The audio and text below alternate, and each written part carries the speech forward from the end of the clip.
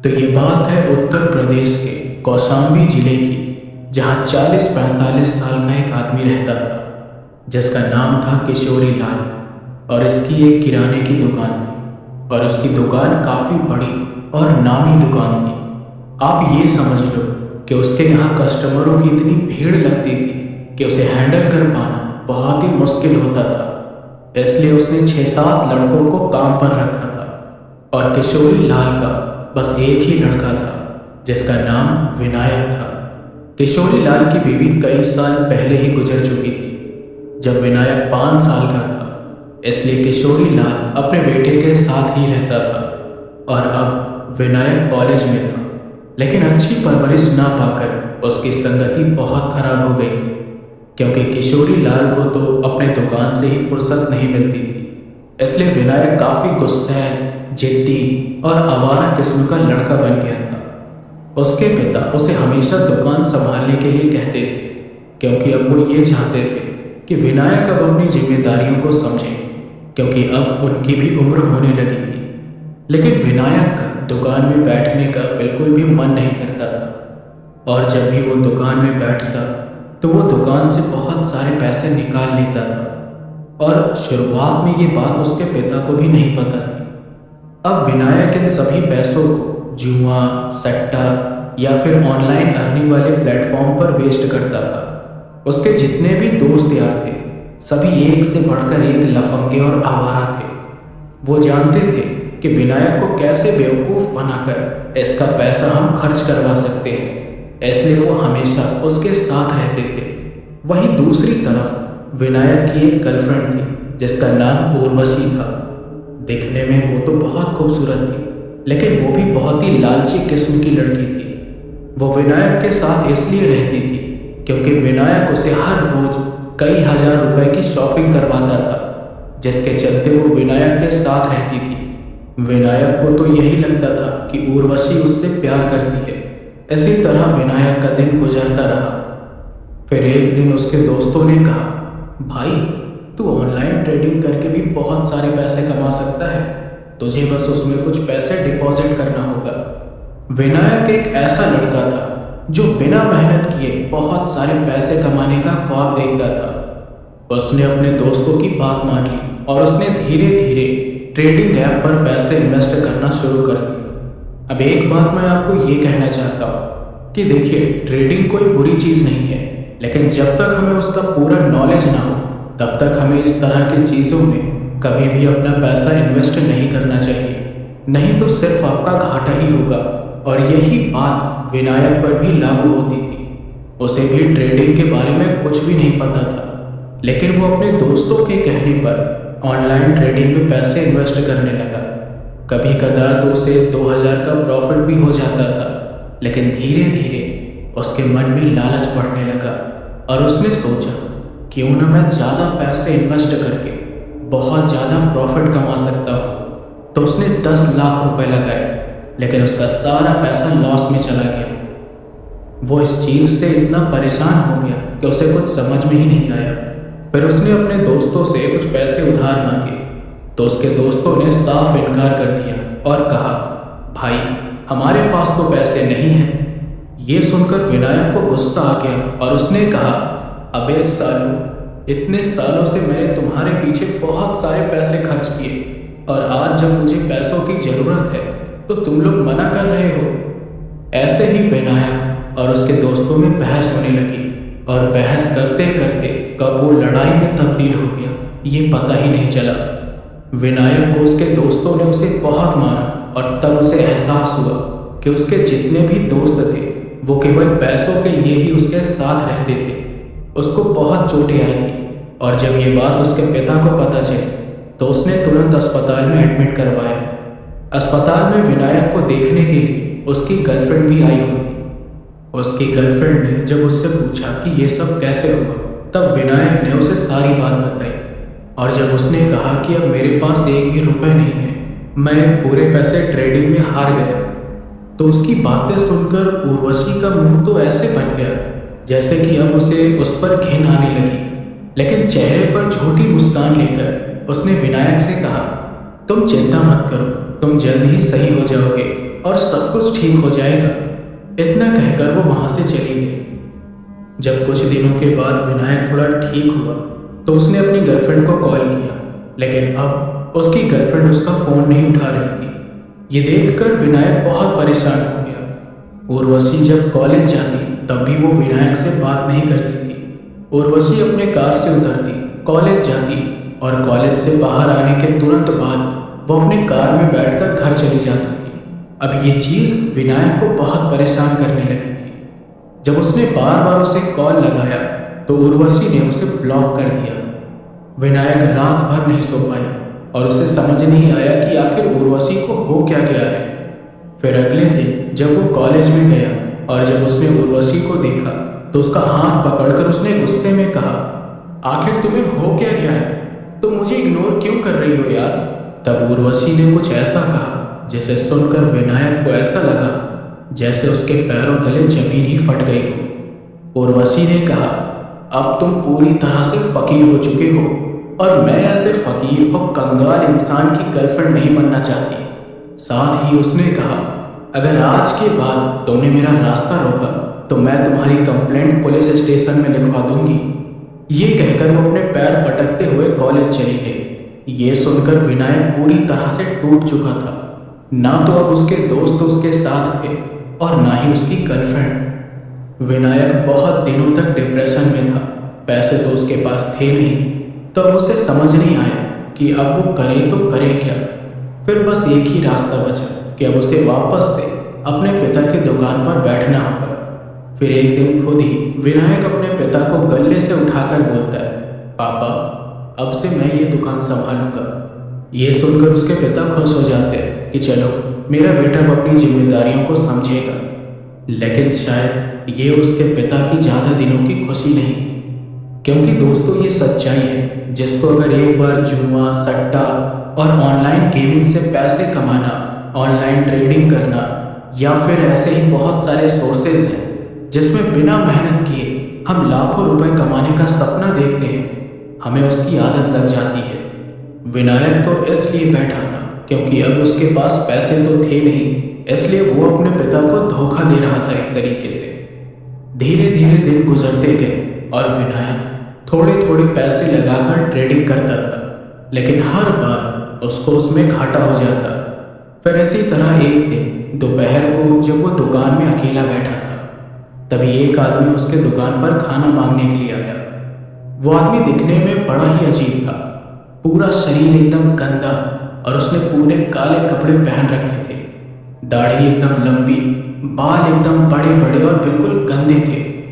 विनायक उदास होकर अपने दुकान पर बैठा था तो उस आदमी ने कहा, क्या हुआ बेटा, ऐसे क्यों उदास बैठे हो? तो उसने कहा, जी कुछ नहीं, बताइए आपको क्या काम है? तो उस आदमी ने कहा, क्या मुझे कुछ खाने को मिल सकता है? तो उसने अपनी दुकान से कुछ खाने पीने की चीज़ उसे दे दी। फिर उसके बाद उस आदमी ने दोबारा उससे पूछा कि तुम क्यों परेशान हो? तब विनायक ने उसे बताया कि जब भी मैं जुआ या सट्टा खेलता हूँ तो हर बार मुझे घाटा ही हो जाता है। ये सुनकर उस आदमी ने कहा, बस इतनी सी बात? ये सुनकर विनायक ने कहा, आपको लगता है कि ये बस इतनी सी बात है? अगर आपका भी लाखों रुपए इस चीज़ में डूबे हुए होते ना, तब आपको भी पता चलता। तो वो आदमी बोला, अरे बेटा, हम तो फकीर आदमी हैं, हमें इन सब पैसों की क्या ज़रूरत है? इतना बोलकर वो आदमी थोड़ी देर के लिए शांत हो गया और फिर उसने कहा, मेरे पास एक रास्ता है जिससे तुम कभी भी जुआ या सट्टा खेलोगे तो तुम्हें कभी भी नुकसान नहीं होगा। ये सुनकर विनायक ने कहा, कौन सा ऐसा तरीका है आपके पास? तो उस आदमी ने अपने झोले से एक पुरानी सी किताब निकाली। फिर उस आदमी ने कहा, ये किताब लो, इसमें तुम्हारे सभी सवालों के जवाब मिल जाएंगे, लेकिन याद रखना इसके बारे में तुम कभी भी किसी से कुछ मत कहना। वो किताब उसके काउंटर पर रख कर वो आदमी चला जाता है। विनायक पूरा दिन उस किताब को नहीं खोलता है, पर जब रात को वो अपने कमरे में सोने जाता है तब उसका मन बहुत बेचैन रहता है। तभी उसे किताब का ख्याल आता है और वो बिस्तर पर बैठकर उस किताब का पहला पन्ना खोलता है तो उसे पहले पन्ने पर एक स्त्री की तस्वीर दिखती है। आप लोग ऐसा समझ सकते हैं कि ना तो हम उसे सुंदर कह सकते थे और ना ही डरावनी कह सकते थे, क्योंकि उसकी शक्ल तो डरावनी थी, बट उसका पूरा बदन एक सुंदर स्त्री की तरह था। और वो कोई और नहीं बल्कि खुद यक्षिणी थी। ये देखकर विनायक सोच में पड़ गया कि आखिर ये किसकी तस्वीर है। फिर उसने अगला पन्ना पलटा और अगले पन्ने पर हेडलाइन में लिखा था, सावधान, यक्षिणी साधना में वो छिपा राज है जो इंसान को राजा बना सकता है, पर हर राज की एक कीमत होती है। क्या तुम ये कीमत देने को तैयार हो? विनायक ने जब ये पढ़ा तो उसे कुछ समझ नहीं आया, लेकिन उसके दिमाग में बस केवल एक ही बात चली और वो थी राजा बनने की। इसके बाद विनायक ने जैसे जैसे उस किताब के पन्नों को पलटना शुरू किया और ध्यान से पढ़ना चालू किया, तब तब कभी उसके चेहरे पर मुस्कान आती तो कभी एक पल के लिए वो सहम जाता। उसने एक ही रात में उस पूरी किताब को पढ़ लिया। पढ़ने के बाद तो उसके मन में बस यही ख्याल आ रहा था कि उसे अब यक्षिणी साधना करनी ही होगी, लेकिन उसमें दिए गए चेतावनी को याद करके वो एक पल के लिए अपने मन को रोक लेता। इसके बाद वो तैयार होकर दुकान में चला गया। दुकान पर होने के बावजूद भी उसका ध्यान केवल यक्षिणी साधना पर ही था। अब मैं आपको बताता हूँ कि उस किताब में उस किताब में यक्षिणी साधना के लिए क्या क्या शर्तें थी, जिसके कारण विनायक थोड़ा घबरा भी रहा था। असल में यक्षिणी साधना करने के लिए साधक को पीपल के पेड़ के नीचे बैठकर ये साधना करनी होगी।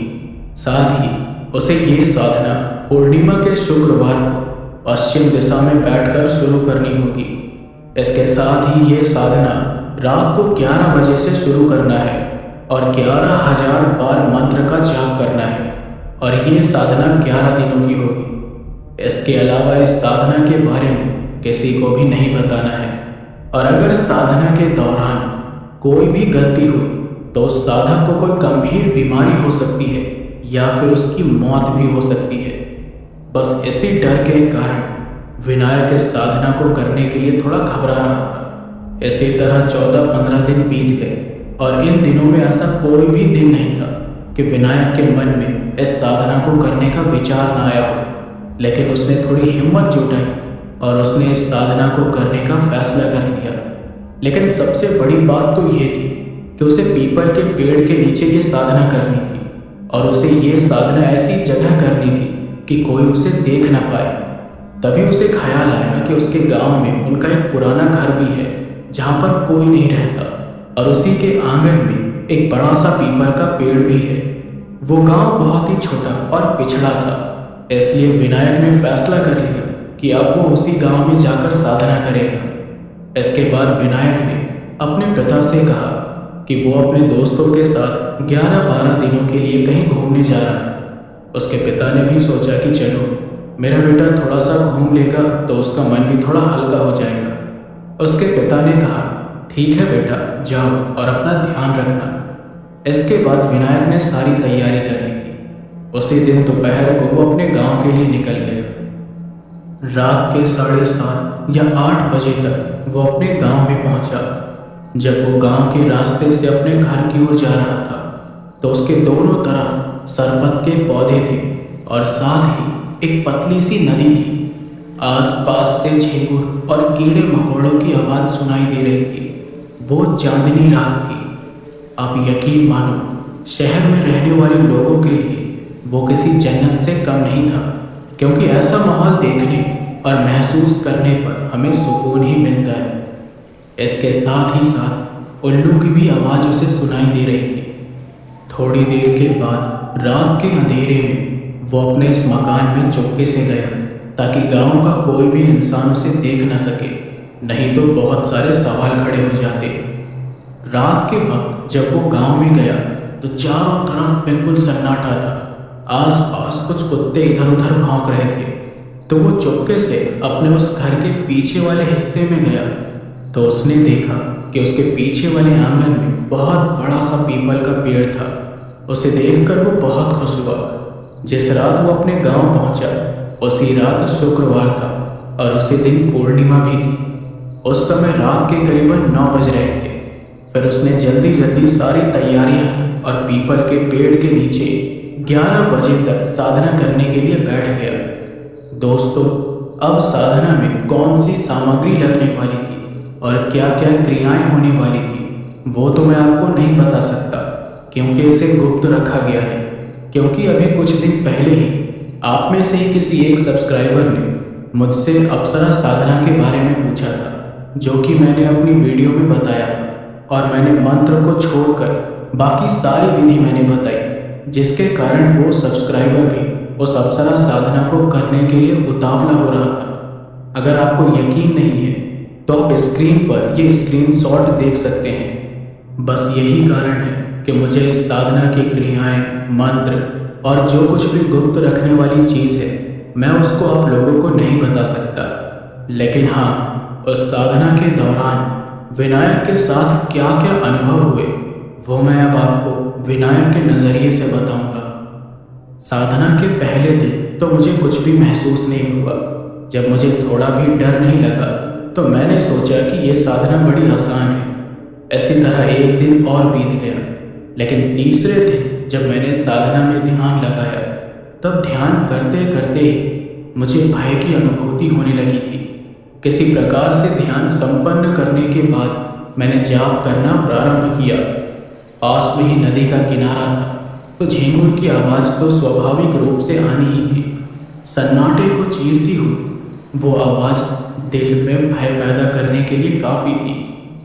रात को लगभग 1 बजे का समय रहा होगा जब मुझे जोर से पेशाब करने की इच्छा हुई, लेकिन नियम अनुसार आसन से उठना नहीं था, और ऐसी कोई भी स्थिति आने पर आसन पर बैठे बैठे उसे संपन्न करना था। मैंने आसन पर बैठे बैठे ही मूत्र त्याग दिया, लेकिन मंत्र जाप जारी ही था। उस रात कई बार मल मूत्र का त्याग हुआ और उसी आसन पर मुझे ये सब करना पड़ा। ये सब करते हुए मुझे वास्तव में बहुत घिन आ रही थी।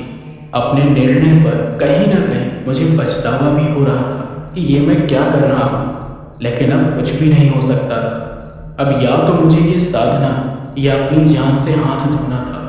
जैसा कि आप लोग जानते हैं, अपनी जान सबको प्यारी होती है और मुझे भी प्यारी थी। इसलिए मैं ना चाहते हुए भी वो सब करने के लिए अब पूरी तरह से बंध चुका था। फिर थोड़ी देर के बाद मुझे ऐसा लगा जैसे उस पेड़ के आसपास कोई टहल रहा हो। वो दिखाई तो नहीं दे रहा था, लेकिन यह स्पष्ट पता चल रहा था कि वहाँ कोई ना कोई तो मौजूद है। ये बात मन में आते ही मुझे थोड़ी घबराहट सी होने लगी, लेकिन डर से कांपते हुए भी मैंने मंत्र जाप करना नहीं छोड़ा। आंगन में अजीब अजीब सी आकृतियाँ दिखने लगी थी। फिर एक अजीब सी स्त्री पीपल के पेड़ की टहनी पर दिखाई देने लगी, जिसकी ऊंचाई लगभग 9 फुट के आसपास रही होगी। उसका शरीर ऐसा लग रहा था जैसे कंकाल के ऊपर चमड़ी लपेट दी गई हो। उसका रंग बिल्कुल काला और नीला था, जैसे जले हुए शव का होता है।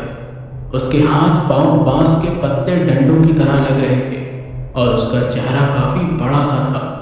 उसके बाल कमर तक बिखरे हुए थे और नुकीले दांत बाहर की तरफ निकले हुए थे। वो काफी देर तक मुझे क्रोधित होकर देखती रही और उसके बाद उसने अपने बाएं हाथ से मेरे बाल पकड़कर खींचा और गाल पर एक जोरदार तमाचा जड़ दिया। मुझे ऐसा लगा कि मेरे 2-4 दांत अपनी जगह से हिल गए। इतनी जोर का तमाचा था वो। मामला लेकिन इतने पर ही खत्म नहीं हुआ। हर 5 मिनट में वो कभी तमाचा मारती, कभी बाल पकड़कर खींचती, तो कभी मेरे ऊपर लातों की बौछार कर देती। यही नहीं, अपने लंबे लंबे नाखूनों से उसने मेरे पूरे शरीर को नोच डाला। शरीर का कोई हिस्सा ऐसा नहीं बचा था जिस पर नाखून के निशान मौजूद नहीं थे। हर जगह मुझे दर्द हो रहा था। रात भर यही चलता रहा। फिर किसी तरह से मेरा ये मंत्र जाप सुबह तक चला। फिर ऐसे ही कई दिनों तक मेरे साथ बड़ी ही अजीब अजीब सी घटनाएं होने लगी। इसी तरह करते करते 10 दिन बीत गए और आज की रात यानी 11वीं और आखिरी रात जब मैं साधना करने बैठा, उस समय तो मेरे साथ जो अनुभव हुआ उसे याद करके डर के मारे मेरा पूरा गला सूख जाता है। जब मैं वो साधना कर रहा था तो पूरी रात मुझे कुछ भी डरावना महसूस नहीं हुआ। लेकिन जब साधना खत्म होने में केवल 2 घंटे बचे थे, तब उन 2 घंटों में मेरे साथ जो जो हुआ, अगर वो किसी और इंसान के साथ होता तो मुझे नहीं लगता कि वो जिंदा बच पाता। उस दौरान मुझे ऐसा महसूस हुआ कि मेरे पिता मुझे आवाज़ देकर पुकार रहे हैं। जैसे ही मेरा ध्यान उस तरफ हुआ तो मैंने देखा कि मेरे पिता जमीन पर लेटे हुए हैं और एक भयानक सी दिखने वाली स्त्री ने पहले तो मेरे पिता को चूमा और फिर उनके पूरे शरीर को धीरे धीरे चूमने लगी। लेकिन तभी उस औरत का चेहरा अचानक से गुस्से में भर गया और उसने मेरे पिता के पेट को चीर कर उनकी सारी अतड़ियों को बाहर निकालकर उन्हीं के ऊपर बैठकर खाने लगी। मेरे पिता दर्द से चिल्ला रहे थे।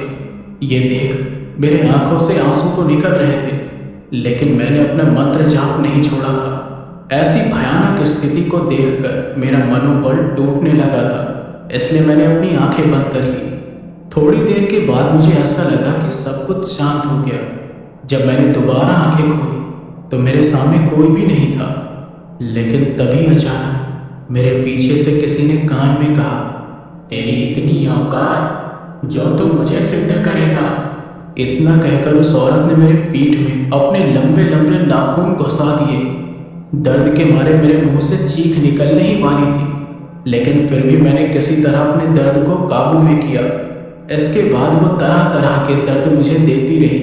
कभी वो मेरे जांघ में अपने दांत धंसा देती तो कभी मेरे गुप्त अंग में दांत काट लेती। इसी तरह करते करते सुबह हो गई। उसके बाद मैं उसी आसन पर थकान की वजह से लुढ़क गया और मुझे नींद लग गई। फिर दोपहर के लगभग 2:30 बजे के आसपास मेरी नींद खुली। मैं चुपचाप आसन से उठा और अपने उस पुराने घर के अंदर चला गया। अब इतने सालों से वहाँ कोई रहता तो नहीं था, तो घर की स्थिति पूरी तरह से खराब थी। कमरे की स्थिति देखकर मेरी हालत खराब हो गई, क्योंकि आसपास मकड़ी के जाले भरे हुए थे। साथ ही इतनी गंदी बदबू आ रही थी जैसे कि वहाँ पर कई सारे चूहे मरे हुए हैं। मैं किसी पागल आदमी की तरह उस गंदे बदबूदार कमरे में पड़ा हुआ था। कमरा पूरा दुर्गंध से भरा हुआ था। काफ़ी देर तक मैं उसे बर्दाश्त करता रहा। फिर मुझे उल्टी सी आने लगी, लेकिन अपने आप को किसी तरह काबू करके मैं लेटा हुआ था और मन में सोच रहा था, 11 दिन तो पूरे हो गए, लेकिन अभी तक मुझे वो यक्षिणी सिद्ध नहीं हुई। कहीं वो किताब झूठी तो नहीं थी। बस यही सब सोचते हुए मैं कब सो गया मुझे पता ही नहीं चला। थोड़ी देर के बाद मुझे ऐसा लगा जैसे कमरे में कोई आया। मैंने आंख खोलकर देखा तो एक महिला खड़ी हुई थी जो पूरी तरह से निर्वस्त्र थी। उसे देखने से उसकी उम्र लगभग 20-22 वर्ष की लग रही थी और उसकी ऊंचाई लगभग 5 फुट के आसपास रही होगी। उसके बाल रूखे रूखे से झाड़ू जैसे थे और दांत बाहर की ओर निकले हुए थे। आंखें बिल्कुल बड़ी बड़ी सी थी। वो किसी धुंध के जैसी दिख रही थी। मैं उसे देख पा रहा था, लेकिन वो पूरी तरह से साफ नहीं दिख रही थी। कुछ देर तक वो उसी प्रकार से खड़ी रही। फिर धीरे धीरे वो मेरे पास आने लगी। जैसे जैसे वो मेरे पास आती जा रही थी, उसकी झलक साफ होती जा रही थी। चलते चलते वो मेरे काफ़ी करीब आ गई। अब वो पूरी तरह से मुझे स्पष्ट दिखने लगी थी। उसने मेरा एक चक्कर लगाया, जैसे करीब से देखने की कोशिश कर रही हो। फिर वो मेरे पाँव के पास जाकर खड़ी हो गई। फिर उसने दूसरा चक्कर लगाया और इस बार वो मेरे सर के पास जाकर खड़ी हो गई। ऐसा लग रहा था जैसे वो सभी तरह से मेरा निरीक्षण कर रही हो। थोड़ा समय और गुजरा होगा और तभी वो आगे बढ़कर मेरे बगल में आकर लेट गई। मैंने खिसकने की कोशिश की और अपने स्थान से 1 फीट खिसक कर लेट गया, लेकिन फिर वो मेरे करीब आ गई और उसके हाथ मेरे सीने पर रखे हुए थे। मैंने फिर से खिसकने की कोशिश की, लेकिन इस बार उसने मेरी कमर के नीचे से अपना बायां हाथ डाल दिया और मुझे कस के जकड़ लिया। सच बता रहा हूँ, उसकी पकड़ इतनी मजबूत थी कि मैं अपने स्थान से हिल भी नहीं पाया और उसी प्रकार पड़ा रहा। मैं किसी अनजानी आशंका से भयभीत हो रहा था कि पता नहीं अब आगे क्या होगा, लेकिन वो दिखने में डरावनी लग रही थी। एक बार मेरे मन में ये ख्याल आया क्या ये यक्षिणी है?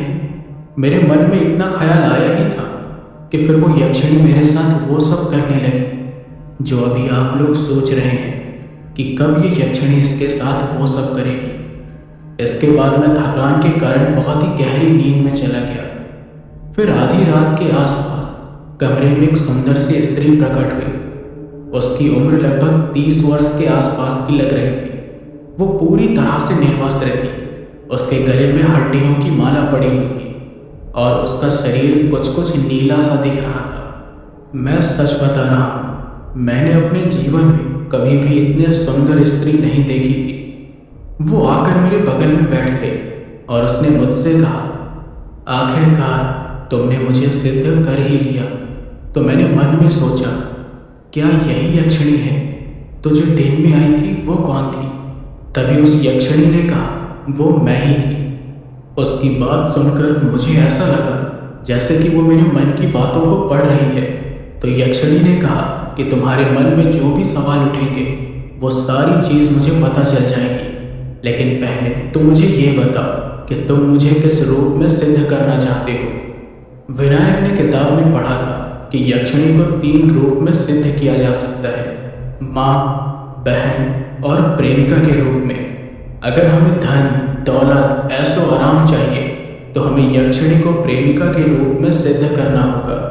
तो विनायक ने कहा कि मैं तुम्हें प्रेमिका के रूप में सिद्ध करना चाहता हूँ। इसके बाद यक्षिणी ने कहा कि मेरी कुछ शर्तें हैं। इसके बाद मैं जीवन भर सिर्फ तुम्हारी ही रहूँगी। मेरी पहली शर्त यह है कि तुम मेरे अलावा किसी भी स्त्री के बारे में नहीं सोचोगे और ना ही उसके साथ किसी भी तरह का संबंध बनाओगे। दूसरी शर्त यह है कि तुम मेरे बारे में किसी से कुछ भी नहीं बताओगे। और आखिरी शर्त यह है कि हर अमावस की रात तुम मुझे संतुष्ट करोगे। तो विनायक ने कहा, बस यही शर्तें हैं? तो यक्षिणी ने कहा, हाँ, और अब अगर तुमने इन शर्तों को गलती से भी तोड़ा तो याद रखना, उस दिन तुम मेरा क्रोधित रूप देखोगे और मैं तुम्हारी जिंदगी पूरी तरह से नाश कर दूंगी। तो विनायक ने कहा, नहीं नहीं, ऐसा मैं कभी भी नहीं होने दूंगा। इसके बाद यक्षिणी ने कहा, बताओ क्या चाहते हो तुम? तो विनायक ने कहा कि अभी तो मुझे कुछ नहीं चाहिए, अभी मैं बस अपने घर वापस जा रहा हूँ। जब मुझे तुम्हारी ज़रूरत होगी तो मैं तुम्हें बुला लूँगा। विनायक के इतना कहते ही यक्षिणी वहाँ से गायब हो जाती है। इसके बाद विनायक अच्छे से नहा धोकर नए कपड़े पहनकर अपने शहर वापस लौट जाता है। जब वो अपने घर पर वापस लौटा तो उसके पिता ने जब उसे देखा तो वो हैरान रह गए, क्योंकि 11 दिनों में विनायक का वजन बहुत कम हो गया था। तो विनायक ने अपने पिता से बताया कि जहाँ पर मैं गया था वहाँ का पानी मुझे सूट नहीं हुआ, जिसकी वजह से मेरी तबीयत थोड़ी खराब हो गई थी, लेकिन अब मैं पूरी तरह से ठीक हूँ। इतना कहकर वो अपने कमरे में सोने के लिए चला गया। विनायक को अभी भी यकीन नहीं हो रहा था कि आखिरकार उसने यक्षिणी को सिद्ध कर ही लिया।